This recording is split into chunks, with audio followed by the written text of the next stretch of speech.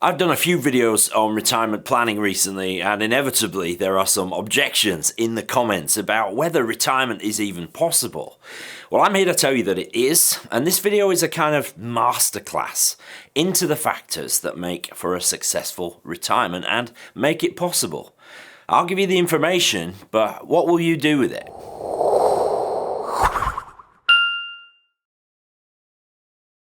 Hi and welcome back to the channel. My name is Pete Matthew and I'm a chartered financial planner based here in the UK, and this video is brought to you by Meaningful Academy Retirement Planning. More on that in a little bit. We're going to come at this question of whether retirement is possible or not by talking about your work, your money and you.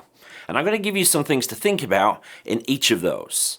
And then I'm going to answer 3 objections that come up pretty often in the comments under my videos. Let's talk about your work first. And retirement is generally the idea that one day we're going to want to stop work. But are we going to want to do that? Is it really as simple as never working again? Well, maybe for you, that's exactly what it is. I know for me, I can't imagine ever not doing something productive, even if it isn't earning me any money. I just can't get my head around 100% leisure time. And I'm not even convinced that that's healthy. Our physiology just hasn't evolved to be unproductive. But work can mean lots of things, of course. So maybe you can keep doing your current job, but less of it, perhaps by dropping some days for a few years before calling it a day altogether. Obviously, some jobs lend themselves to that more than others. So maybe work can mean doing something completely different to what you spent your main career doing. Something rewarding still, but not as high pressure perhaps. By doing some paid work for longer, you obviously reduce the pressure on the rest of your finances to sustain your lifestyle. Or maybe work is not paid at all, but volunteering somewhere. Or teaching what you know to people who need to learn it. Maybe it's starting a podcast or a YouTube channel. Our work can support our plans for the transition into retirement in lots of ways. We just need to think through what it is that we want and how our own particular job or employer might be able to support that. And then we can build and plan around that. Next up, your money. And this channel is all about understanding the personal finance system so that you can use it to your advantage. I've done tons of videos on all aspects of money in the run-up to retirement, and I'll link some of them in the description under the video here. For now though, here are the main things that you need to sort out with your finances to secure a successful retirement. Firstly, the state pension. There are people in the comments section who believe that the state pension will no longer exist in the future, but I believe it will, though it will inevitably have to change. More on that when I cover some objections a little bit later. Your state pension will form the foundation of your income in retirement, so you gotta know what it's going to pay you and when. So just Google state pension forecast and follow the instructions from there. If you have the option to make up some years that you might have missed in your national insurance contribution record, do that if you can. After the state scheme, it's your personal and company pensions that will do the heavy lifting in supporting your lifestyle in retirement. So you need to have everything in order. If you've got defined benefit or final salary pensions, make sure the schemes have your up-to-date address details. There's not much you can do to optimize these schemes, you just need to know what they're going to pay you and when. But when it comes to the more common defined contribution or DC pensions, these are the kind of plans where you build up a fund of money, you need to do 2 things. Firstly, consolidate them to keep things tidy. If you've got a bunch of pension plans from previous employers, get the info together and look into consolidating them into one plan. Then, make sure the investments inside that pension plan are fit for purpose. And this means you need to think about the timescale you're going to be investing over, when you're going to need the money out, your tolerance for risk, and your understanding of investments and how they work. This is just too important to leave to chance. Fingers crossed it'll be all right when I get to retirement?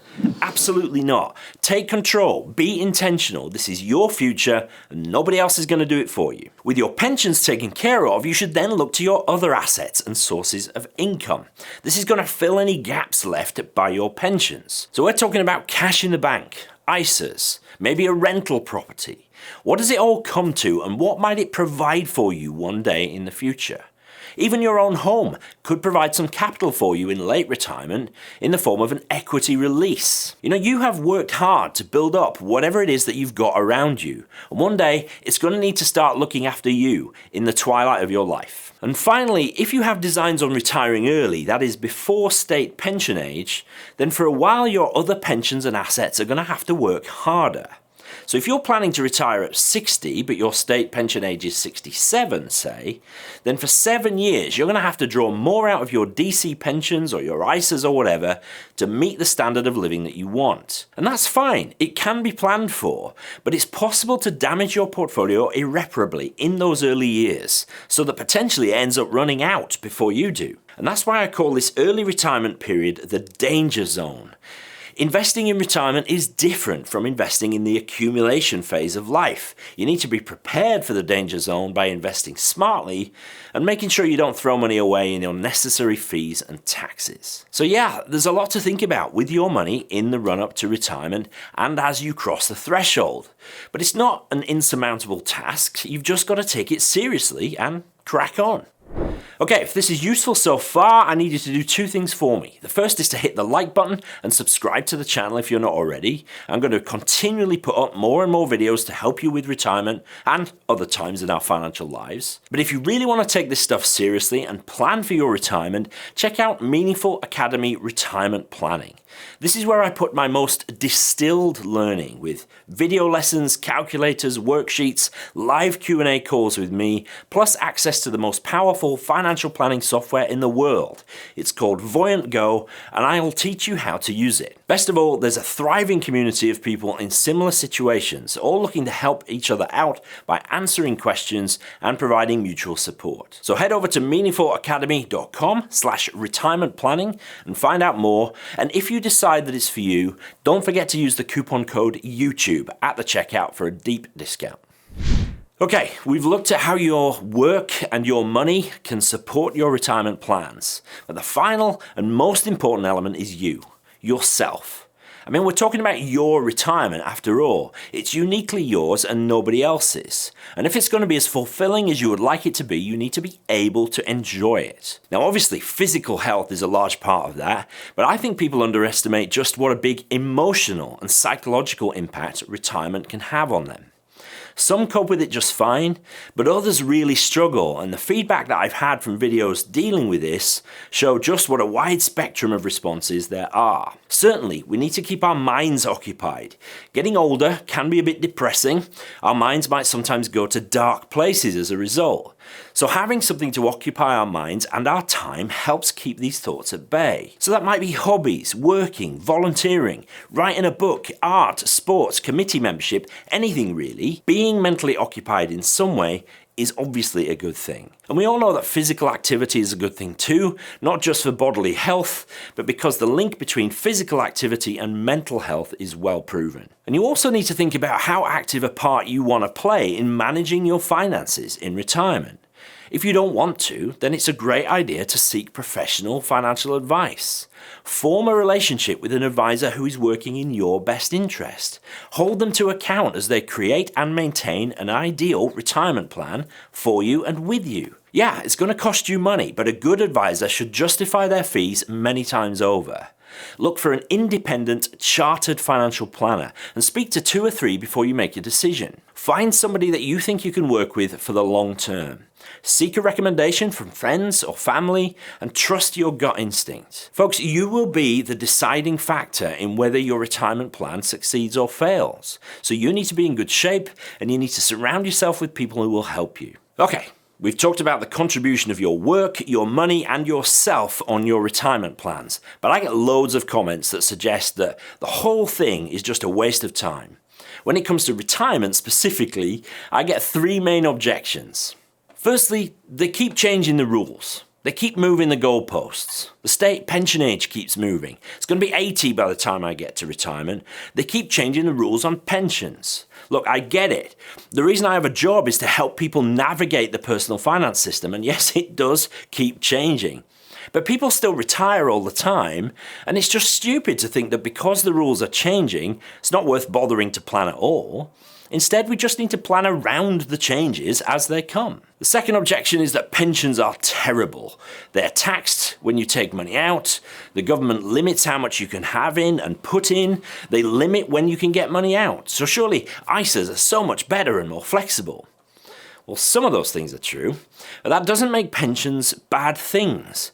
The restrictions that are a part of them are simply the flip side to the tax benefits you get when putting money in and while the money grows when it's inside the pension. With ISAs, you don't get any tax benefit for putting money in, but it does grow tax-free and you can get your money out tax-free when you want, with the exception of lifetime ISAs. Pensions and ISAs are complementary. You should ideally have both.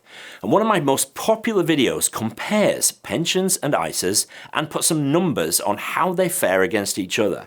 I'll put a link to that video up here and in the description. And the final objection I get is about how money grows. And I sometimes use assumed growth rates when offering examples of how pensions and investments work when I'm doing videos on this channel.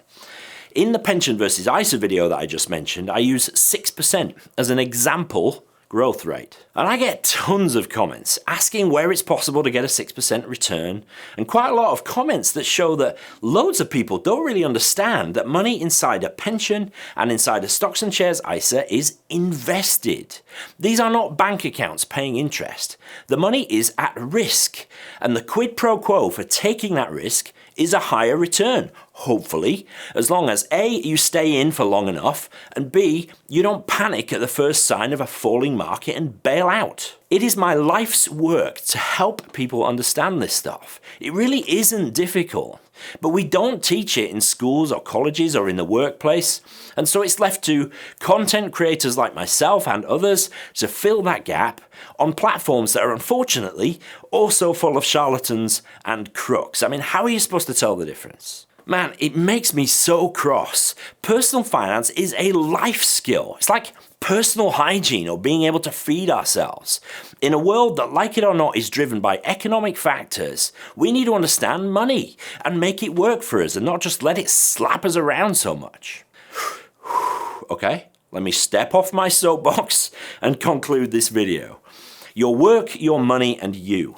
These are the factors that you need to think about as you approach retirement planning. Planning is really where it's at. It starts and ends with good planning. Thinking about this stuff ahead of time and positioning the pieces to best effect. That's what it's about. And if this or the next government changes things, so be it. We'll just adjust our plans and crack on. Most changes are not retrospective anyway. So plan, sure, but build in flexibility. Have multiple strings to your financial bow. Don't keep all your eggs in one basket. These are the golden rules which are eternally true and will serve you well whatever the changing circumstances. Folks, having wealth, no matter really what the size of it is, having wealth gives you choices, it gives you freedom. And for that reason alone, it's worth mastering this stuff. Okay, hope this video was helpful. If it was, you know what to do. Like, subscribe, and maybe share this video with a friend. I hope it serves them well as well. Thank you so much for watching, and I'll see you in the next video.